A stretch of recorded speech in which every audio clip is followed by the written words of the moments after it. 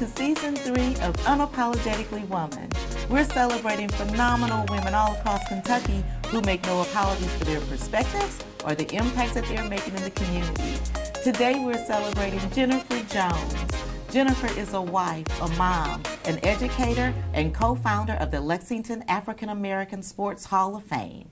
Unapologetically Woman, Jennifer Jones, that's you. Congratulations. Thank you. I'm honored and just so happy to be here. So you're a retired educator. I'm going to say this. You look way too young to be retired. Not quite. Blessed to be 60 years old and thankful. Just very thankful for every single year. Very, very thankful. So tell us about where you taught. I started off as a paraprofessional, and in early start actually. So my heart was with the littles, like you all do here, and then that was at Lindley Elementary. Then I went back to school to get my certification, and I taught at Rosa Parks for 19 years before I retired.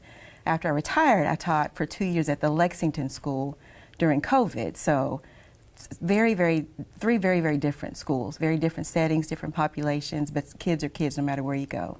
Right, and what was it like during COVID? Because that was a different thing for everybody. It was. I started as a long-term sub on a Friday, which was March 13th. On Monday, March 16th, we were sent home. So the only connectivity I had to the school system was my iPhone. So I taught third grade for 6 weeks from my iPhone, literally. Wow. But I had a lot of help and support from the team teachers, and so it was a learning experience. And then that next fall, I was asked to come back and teach in person. And it was a really, really good experience. Taught fourth grade math and loved every minute of it. Wow, and so you don't know how to be retired. I haven't figured that out yet. I'm not doing something correctly, but I need to work on it. Tell us about the Hall of Fame, because you're co-founder of that. I am. My husband has been inducted into a couple of Halls of Fame for track. He's a very, very good track athlete. And we go to these Halls of Fame, and nobody really knows you. And not a lot of people are really familiar with, you know, what you achieved and everything. So that kind of bothered him, and he knew some people that should be inducted that haven't been. So he felt almost guilty for being inducted, and he knew some people who were just as worthy as he was.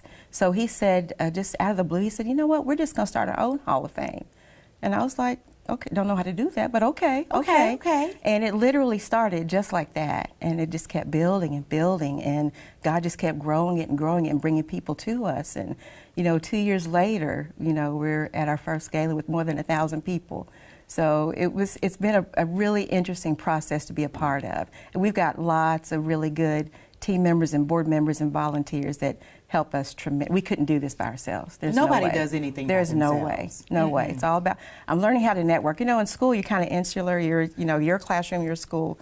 But I've had to broaden myself and get more out in the community. So this is a learning curve for me as well, and just interacting with so many talented people that I knew their names and faces, but I had no idea their skill set and what all, you know, they were bringing to the table. So it's been a really, really eye-opening experience. Well, you've been killing it, let me just tell you that. We're trying really hard. Thank you. You are. And so your husband was a trackster, Yes. and you were a basketball player. I did play basketball. I was a tomboy growing up, just loved sports because I had mostly knees and all. All of that. I was all over that. But I had older boy cousins, and I didn't have very many girl cousins my age, so if I wanted to play, I had to play with them. And sometimes and boys are not going to cut you any slack. Oh, no. No, I had to earn every single shot, every basket I had to earn. I got pushed around, knocked around, all of that. So it made me a better player overall. And yeah. so you actually had the experience of, what, going to the Sweet 16? We did, yeah. We weren't favorites by any stretch of the imagination. We'd had a good season, but we weren't expected to land there. And no team at that point from Lexington had made it that far. So people weren't really looking. It was usually a Louisville team, but we lost in overtime in the championship game. But it was hurtful at the time. You know, we really wanted to win after we got that far, but looking back on it now, just what we were able to accomplish, you know, 40-some years ago, was really pretty phenomenal. This wasn't too long after Title IX. Title IX was passed in '72, and this was '79. So girls' sports hadn't been back in high schools and public schools for very long, so kind of trailblazers in that sense. And we actually got together not too long ago back at Lafayette, and we picked up right where we left off. Some of those girls I hadn't seen for literally 40+ years. Wow. But it was like we just had practice yesterday. And so what do you think sports and all of the things that you do, how does sports prepare you for life? Oh gosh, I shy by nature, very introverted, but sports forced me to be able to communicate, to be able to get along with other people, to disagree, to support, to build my physical and mental health, and just be a more well-rounded person. Without sports, I don't know what I would have done. And I've seen it with my daughter. All of our children have been involved in sports, and I've seen how it's benefited them as well as my husband. But sports, in a lot of ways, just changed my whole life. So I encourage any young girl, if you have a passion in sports in particular, but whatever, just pursue it, start early, and just find one thing and stick with it. Well, because there's so many options now, because it's almost like if you're not playing a particular sport by the time you're in third grade anymore, you're behind. Exactly. Because, and sports go all year round. And they didn't. I would go to some summer camps, but it wasn't quite as competitive because there weren't as many girls playing. But now it is year round, and you have to go to the camps, and you have to get your name out, make your video, and push yourself. Whereas at that time, coaches sort of came to you rather than you having to sell yourself, pretty much.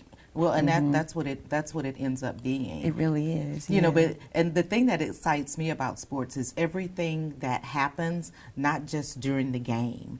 All of the camaraderie, the competitiveness. I don't like you today, but I got to play with you. Exactly. Today. I got to figure this thing out. The bus rides. We had cheerleaders. We had female cheerleaders, so we got to be friends with them. We would sing on the bus and just be silly and act goofy and everything. But just that all built the camaraderie, like you said, and just love those girls to this day. And many of them I played with from 6th grade all the way through end of high school. Well, and you're used to playing with girls. You've got, what, 3 sisters? I do, and only one brother. Poor one thing, brother. No, he's the king. He is the king. So don't feel too sorry for him. Don't feel sorry for him. He's fine. He's fine. Yeah. But you're used to rallying with the girls and making things happen. Yeah. And you learn how to you learn how to argue. You learn how to fight and how to make up, and you're okay the next day. There was an age gap. I was I think 5 years between me and 4 years between me and my older sister, and 4.5 between me and my younger sister. So I was kind of in the middle. But we had to learn how to navigate all of that, and with a single mom who raised us, I think she raised us well, did a phenomenal job, and raised some productive citizens, So it was a beautiful upbringing. It really, really was. Wouldn't trade it for anything. What do you think your mom thinks, or would think, when she sees all of the amazing things that you guys are doing? Mom was a very gregarious person. She loved people. She loved making people laugh. She was very funny, but she had a really, really big heart. So if we're doing anything in the community or for somebody else, I know she'd be extremely proud. I know she knows, what we're doing, what we're accomplishing. Some things she got to see before she died, and others, this is her legacy. So this is what she built in us, along with our grandparents and other extended family. So it's kind of all we know. Mom worked the voting booths, at election day, and she raised money for March of Day. She did a lot of things out in the community with 5 kids. And well, she was showing you guys the way that she wanted you to go. Exactly. And she didn't say a whole lot about that. She just led by example. She didn't browbeat us about studying or getting our homework done. We just knew we were expected to do it, and there was no discussion. So it wasn't a whole lot of verbal. It was more her just leading by example. And so she led you guys by example even until the very end. She had all of you guys caring for her. What was that like? I wouldn't trade that experience for anything, because we saw her and her sisters and brothers care for their mother, for our grandmother, in the same way. There was a time we thought we'd have to, put her in a facility because her medical issues were, getting worse and worse. But we couldn't find a place that was suitable for her. If we wouldn't want to stay there, we're certainly not going to put our mother there. So we got a rotation together, got a schedule, rearranged work, rearranged family, rearranged everything, because one of her raised 5 of us. So surely 5 of us could do one of her. And we found a way to make it work, and there was no dissension, no disagreement. Everybody did their part, and it was a beautiful thing. And we were there with her when she took her last breath. And it was sad at the time, but it was the most beautiful, most precious thing I could imagine. And it's something I will never, ever, it will never leave me. Never, ever leave me. My mom was a phenomenal woman. It sounds She so. was You're a making me phenomenal tear woman. up.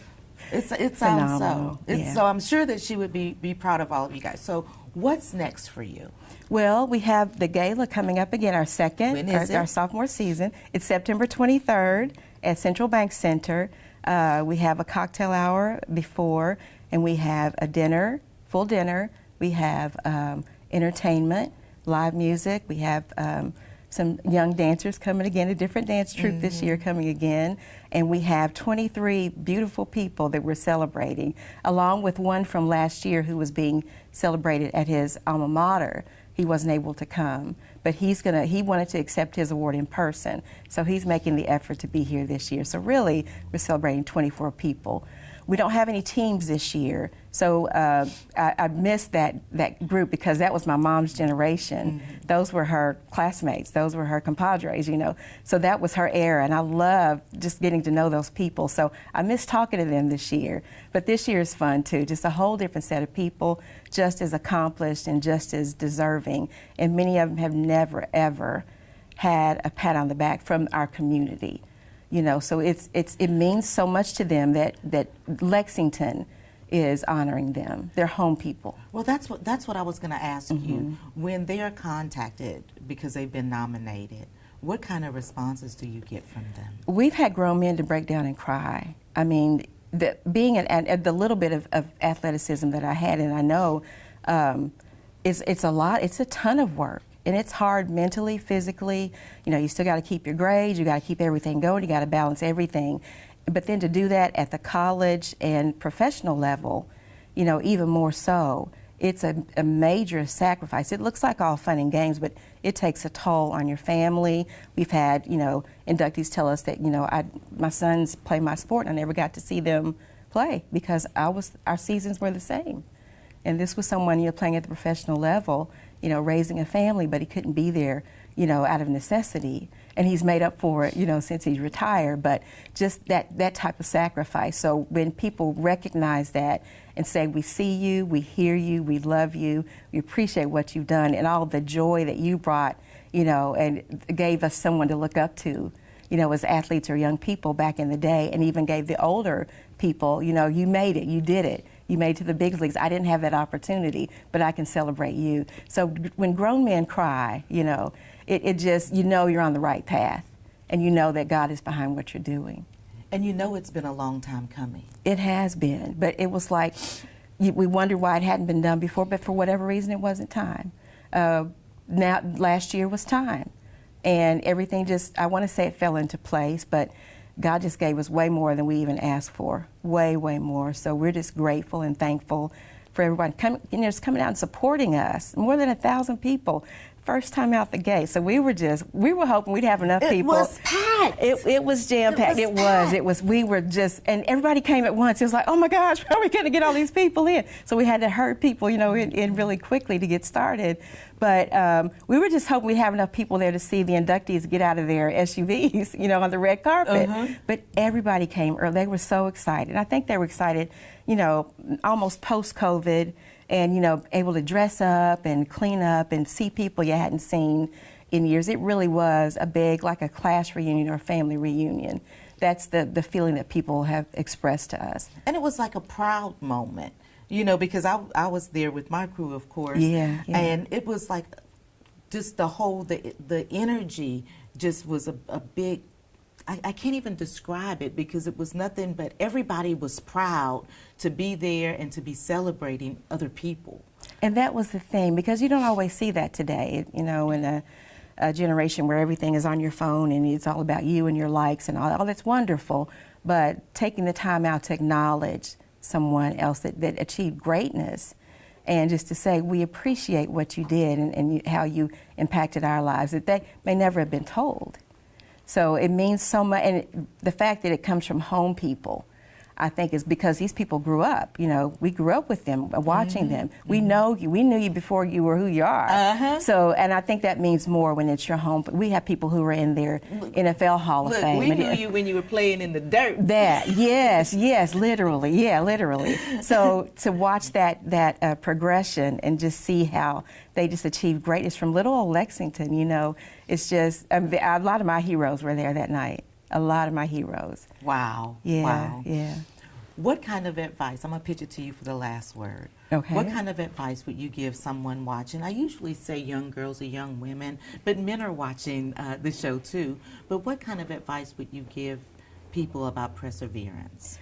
I would say to not fight against what God's calling you to do, because He has a purpose for you.